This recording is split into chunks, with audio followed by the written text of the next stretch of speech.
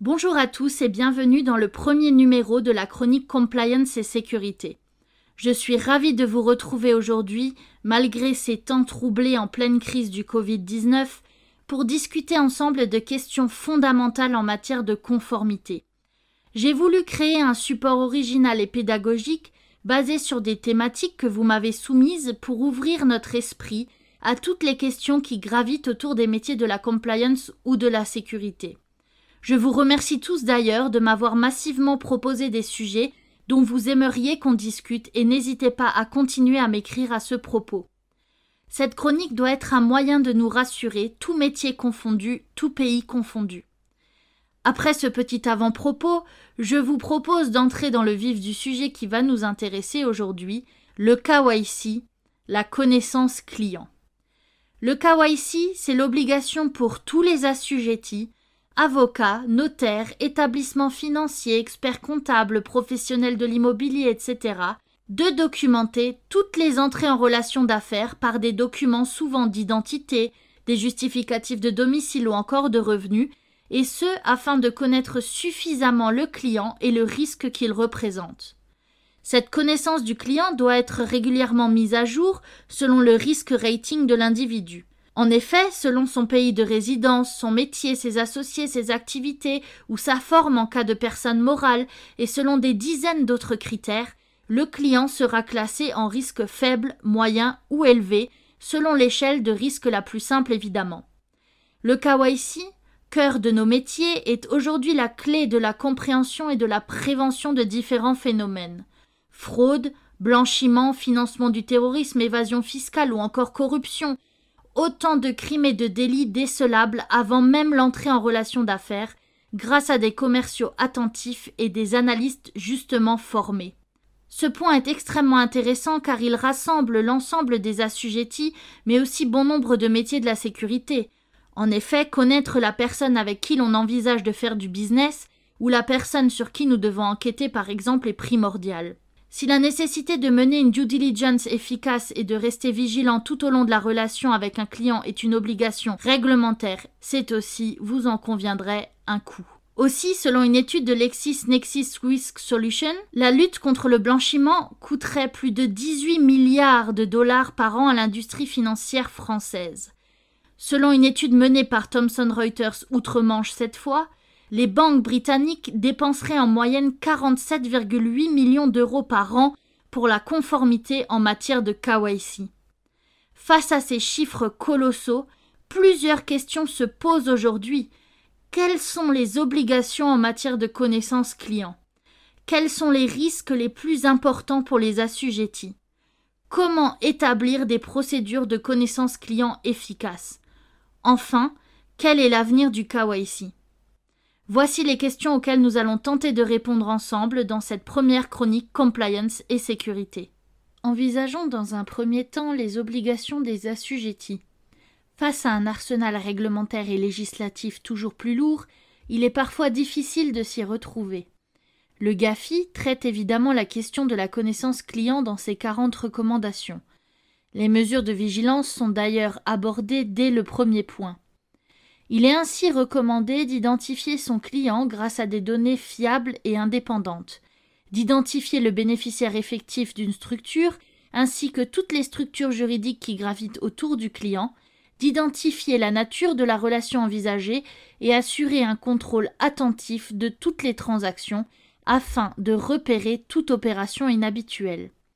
Il est également rappelé, et c'est fondamental, que les mesures prises doivent être proportionnées et adaptées à l'institution qui les adopte.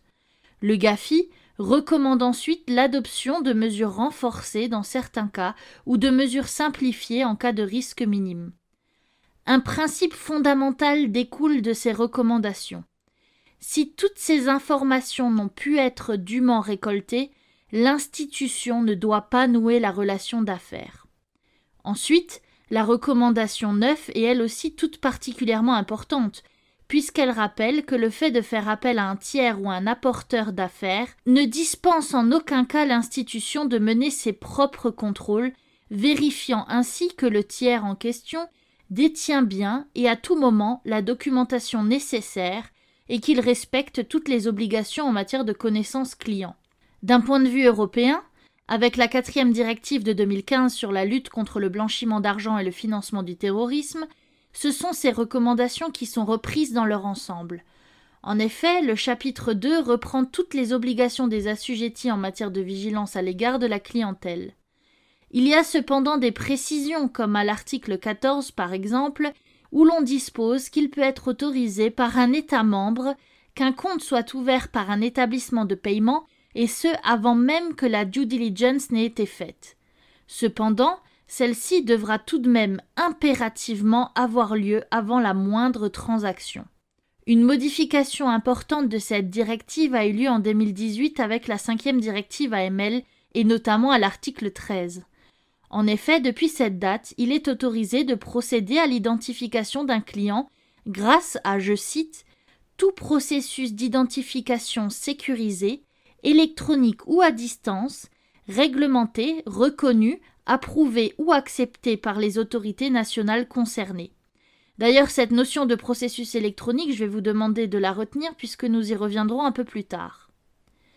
La directive AML envisage ensuite les mesures de vigilance renforcées à l'égard de la clientèle en cas par exemple d'établissement dans un pays défini comme à risque, de transactions particulièrement complexes, d'un montant anormalement élevé ou inhabituel, d'usage de moyens brouillant la transparence des transactions comme des sociétés écrans ou considérant encore les personnes politiquement exposées.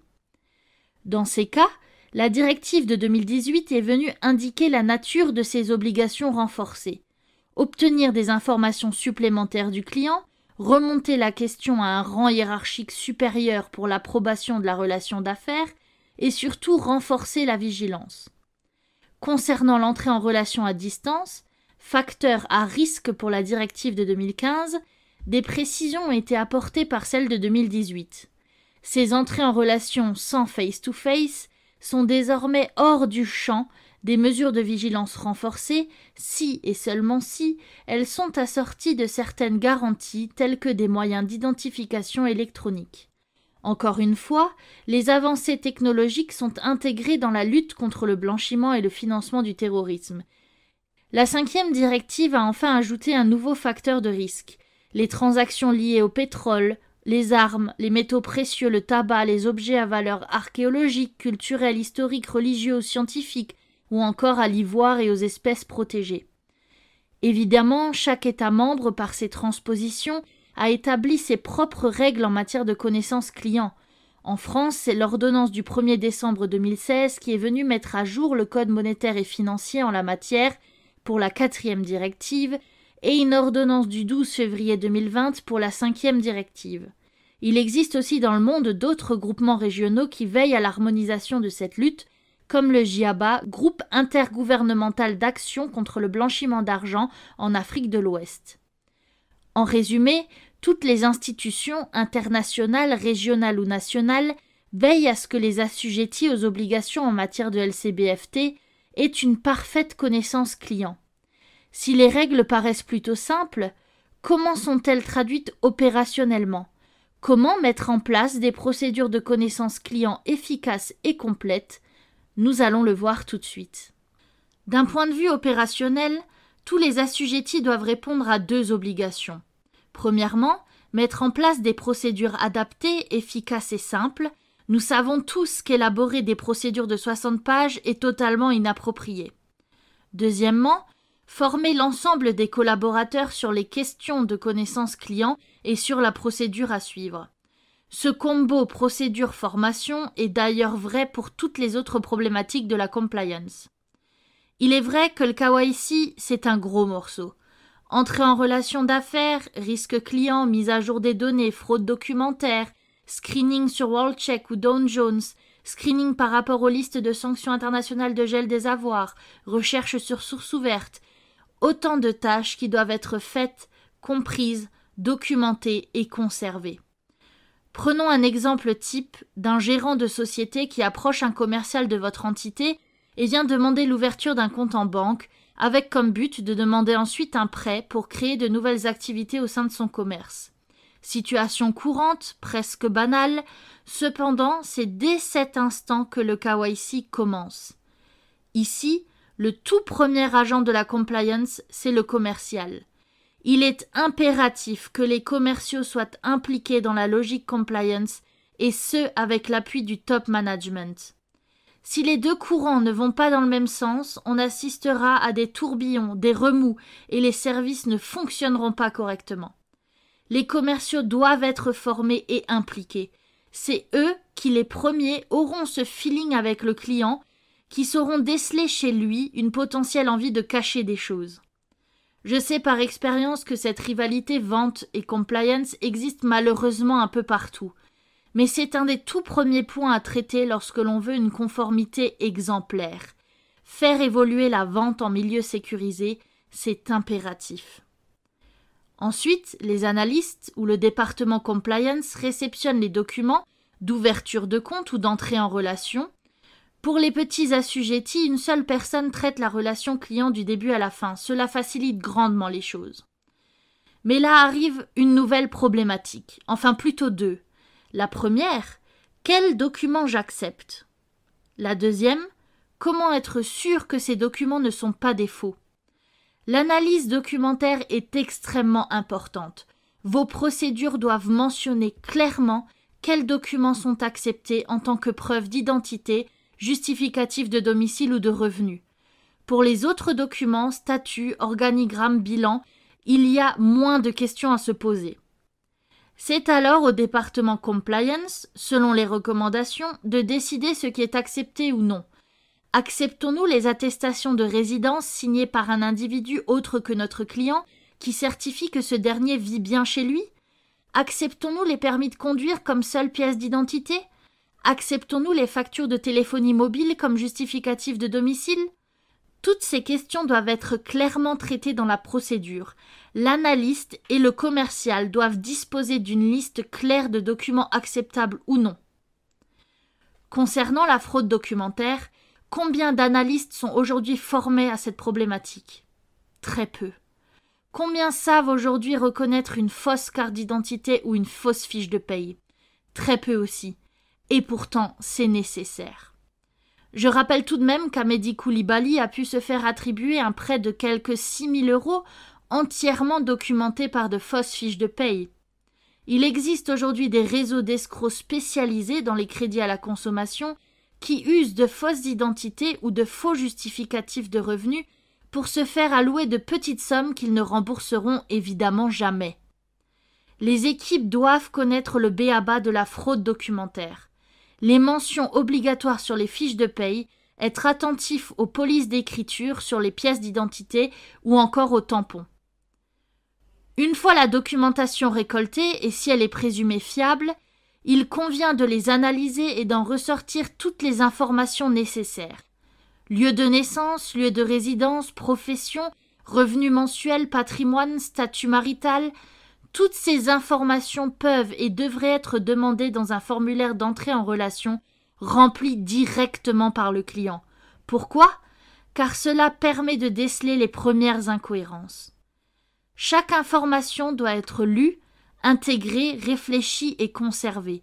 Il doit vous être possible à tout moment de vérifier que les informations reçues tout au long de la relation d'affaires collent avec les informations reçues le premier jour. Sinon, une mise à jour s'impose. Toutes ces informations vont également vous permettre de définir le risque du client.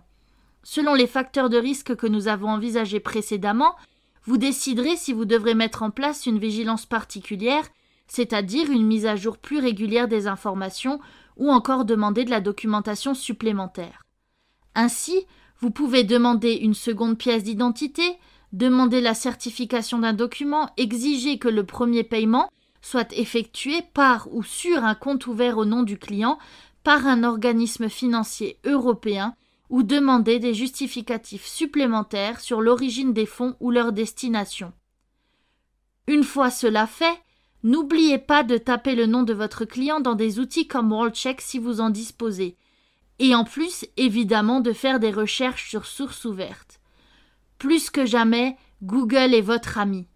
Vous n'imaginez pas tout ce que l'on peut découvrir sur un client grâce à Google ou à des sites comme société.com, Le Figaro Entreprise, ICIJ Offshore, etc. Faites une liste des principaux sites à consulter pour chaque entrée en relation et tenez-vous-y. C'est généralement cette étape que l'on squeeze rapidement, mais quelle erreur! C'est cette étape qui est déterminante.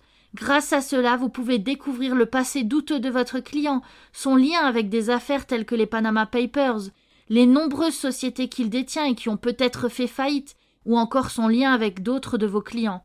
Bref, c'est une mine d'or et il faut mettre l'accent là-dessus. N'oubliez surtout pas non plus de screener le nom de votre client dans vos outils recensant toutes les sanctions financières. Pour les plus petits assujettis, consultez les listes européennes et nationales de gel. Vous les trouverez souvent consolidées et régulièrement mises à jour sur le site du Trésor de votre pays et faites un contrôle F. Je ne vous rappelle pas l'amende colossale de la Banque Postale pour manquement à cette obligation qui lui a valu une sanction de 50 millions d'euros. Téléchargez cette liste toutes les semaines, faites un screening à chaque entrée en relation, plus un screening hebdomadaire sur l'ensemble de votre stock client et de vos bases de données. Pour les plus grosses entités, faites-le quotidiennement et ajoutez à vos outils toutes les listes de gel qui vous concernent. Ne passez pas à côté de cette obligation, cela peut vous coûter très cher. Et surtout, paramétrez correctement vos outils pour éviter les faux positifs à répétition qui vont fatiguer vos équipes et leur faire perdre en attention. Vous l'aurez compris, vos procédures doivent être extrêmement claires et leur contenu doit être pédagogique. Si vous aimez les procédures extrêmement détaillées, soit, mais alors éditez en plus un mode opératoire synthétique qui reprend toutes les étapes et toutes les clés de la connaissance client.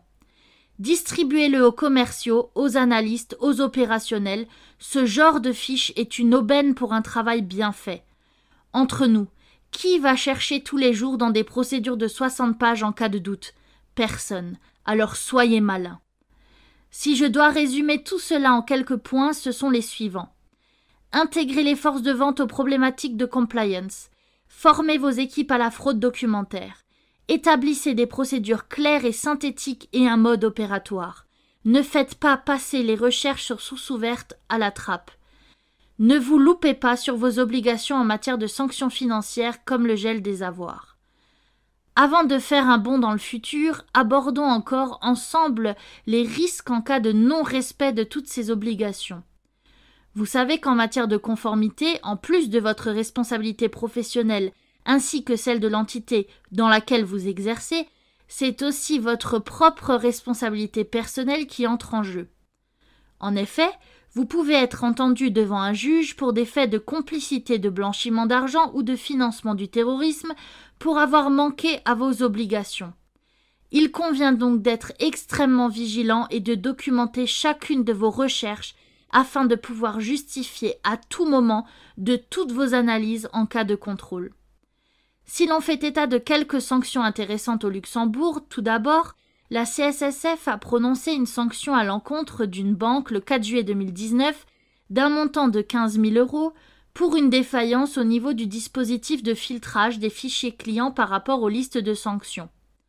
En France, la CPR a prononcé le 10 janvier 2019 une sanction colossale d'1 million d'euros à Western Union Payment Services car l'entité ne savait pas qui avait délivré les documents d'identité de certains de ses clients, car il n'y avait pas de vigilance renforcée pour les clients qui transféraient des fonds vers des pays à risque, ou encore que la détection des personnes politiquement exposées ne se faisait que pour des transactions au-dessus d'un seuil de 6 000 €. Pour les transactions inférieures, les personnes politiquement exposées n'étaient donc pas identifiées. Plus récemment, le 4 février 2020, c'est contre Only Payment Services que la CPR a prononcé une sanction de 70 000 € pour non prise en compte de la nationalité comme critère de classification de risque, mais aussi pour l'absence ou l'inexactitude des informations recueillies en matière de connaissance client, et enfin, pour n'avoir pas adopté des seuils d'alerte en matière de transactions inhabituelles cohérents avec leur activité. Après cette petite mise au point sur la meilleure stratégie à adopter pour être au top en matière de KYC et sur les risques que vous encourez si vous ne respectez pas vos obligations, Parlons un peu futur, intelligence artificielle, blockchain. Quel est l'avenir du KYC? L'avenir du KYC semble dématérialisé, électronique ou encore digital. En effet, nous avons tous conscience des faiblesses du système actuel. Tâches chronophages et répétitives, grande propension à l'erreur humaine, autant de désagréments auxquels certains pensent avoir trouvé une solution. Pour pouvoir vous parler de ces évolutions, j'ai mené quelques recherches et je dois dire que j'ai été particulièrement surprise par le nombre incalculable d'entreprises qui proposent aujourd'hui des solutions simplifiées en matière de KYC. Les évolutions se situent généralement autour de 3 axes. Le contrôle automatisé de la documentation, l'usage de la biométrie pour l'identification du client, notamment en cas d'entrée en relation à distance, et enfin l'idée d'un KYC partagé entre différentes institutions. Pour le premier axe, de nombreuses fintechs proposent des outils qui scannent les documents, vérifient leur validité, leur vraisemblance et même leur cohérence avec les autres documents fournis par le client. Les outils arguent de pouvoir ainsi protéger les entités des fraudes documentaires comme les usurpations d'identité. Cependant, cela ne semble aujourd'hui possible que pour des documents extrêmement normés, répondant à des règles d'édition très strictes, comme les cartes d'identité ou les passeports. Pour les autres documents, comme les factures, ces outils semblent bien moins performants. Sur le deuxième axe et l'usage de la biométrie, bon nombre d'entreprises proposent de se passer de ce fameux entretien avec un commercial pour au lieu de ça se contenter d'une photo prise avec son portable ou au mieux d'un vidéo chat de quelques minutes avec un conseiller. Si cela semble éviter bien des déplacements et des pertes de temps, cela nécessite également la mise en place d'un tas de nouveaux procédés, comme réquisitionner des téléconseillers pour ces visio-chats, vérifier la réglementation en matière de reconnaissance faciale, notamment avec la CNIL, et demander un consentement explicite au client. Et tout ça pour des résultats parfois douteux. En effet, un journal allemand a affirmé avoir pu ouvrir un compte bancaire dans une banque allemande pratiquant ce type de confirmation d'identité grâce à de faux documents d'identité. En effet, la banque propose d'ouvrir un compte bancaire en moins de 10 minutes en prenant une photo de sa carte d'identité puis en confirmant son identité avec un selfie. Si le régulateur allemand l'accepte, en est-il de même en France? Eh bien, Boursorama a déjà reçu l'autorisation de la CNIL pour une ouverture d'un compte bancaire en 24 heures, grâce à la reconnaissance faciale. La Société Générale propose aujourd'hui IDEMIA avec la reconnaissance faciale, preuve que l'idée a fait son chemin et que les régulateurs l'acceptent aujourd'hui, sous des conditions de contrôle renforcées évidemment, notamment dans le cadre du règlement EDAS. Ces pratiques ont également été acceptées au Luxembourg avec la CSSF qui reconnaît aujourd'hui des plateformes comme Finology qui permettent une identification par selfie et l'ouverture d'un compte en banque chez K2 Bank en moins de 10 minutes. Enfin, le troisième axe répond d'une idée de plateforme générale sécurisée et accessible par toutes les institutions où serait disponible l'ensemble du KYC d'un client. Ainsi, un client aux multiples activités ayant des comptes en banque dans différentes banques, des contrats d'assurance dans différents établissements et des investissements dans différents fonds n'aurait à renseigner son KYC qu'une seule fois et toutes les entités pourraient aller récupérer cette documentation directement sur la plateforme. Pourquoi ne pas aller encore plus loin et utiliser une blockchain pour partager à un réseau l'ensemble des documents avec un historique complet des mises à jour? Ces idées se multiplient, que l'on passe par la cryptographie ou non. Certaines banques utilisent déjà ce type de blockchain au sein de leur réseau, comme le groupe Crédit Mutuel Arkea par exemple. Cependant, cette solution ne garantit en rien la validité ni l'authenticité des informations, à moins d'envisager de demander aux États d'y publier directement les pièces d'identité dès leur création, de même pour les avis d'imposition ou les factures d'électricité publiées directement par EDF sur la plateforme. Cela semble peu envisageable, mais bon, après tout, pourquoi pas? Mais quid d'un piratage de ce système centralisé? Ce serait la fuite de millions, de milliards de documents confidentiels. D'autres ont alors songé à doter les entreprises d'une plateforme dans laquelle elles renseigneraient leur propre KYC et elles donneraient ensuite accès à cette plateforme à leurs partenaires financiers. Ainsi, pas de plateforme centralisée pour l'ensemble des clients, mais une plateforme par grande entreprise multibancarisée. c'est le projet Clipeum porté par plusieurs banques et investisseurs du CAC 40. En somme, par l'automatisation, la biométrie ou la mutualisation des informations, beaucoup de projets fleurissent et le KYC ne cessera de se transformer. Alors bien que l'avenir semble porteur d'une profonde métamorphose de la connaissance client, vous savez aujourd'hui quelles sont vos obligations et la meilleure façon de les mettre en œuvre. J'espère que cette chronique vous aura plu. N'hésitez pas à me faire part de tous vos commentaires ou remarques sur le site bllconsulting.com ou retrouvez-moi directement sur LinkedIn pour en discuter. Je vous remercie pour votre écoute et vous dis à bientôt pour une nouvelle chronique Compliance et Sécurité. C'était Sandra Birtel pour BLL Consulting.